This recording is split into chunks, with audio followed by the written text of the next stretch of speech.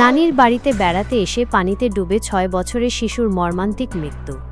নরসিংদী সদর উপজেলার আলোকবালিতে নানির বাড়িতে বেড়াতে এসে পানিতে ডুবে মর্মান্তিকভাবে মৃত্যু হয়েছে ৬ বছর বয়সী শিশু ইয়ামিনের। এই হৃদয়বিদারক ঘটনায় পরিবার ও এলাকায় গভীর শোকের ছায়া নেমে এসেছে।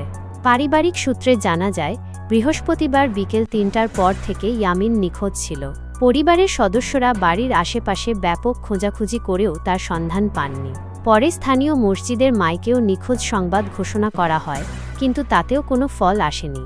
অবশেষে সন্ধ্যা 6:30টার দিকে বাড়ির পাশে আলোকবালি বাজার সংলগ্ন একটি ঘাটে আত্মীয় স্বজনেরা পানিতে ডুব দিয়ে ইয়ামিনের মরদেহ উদ্ধার করেন। নিহত ইয়ামিন রায়পুরা উপজেলার বটতলী গ্রামের ইসমাইল মিয়ার ছেলে।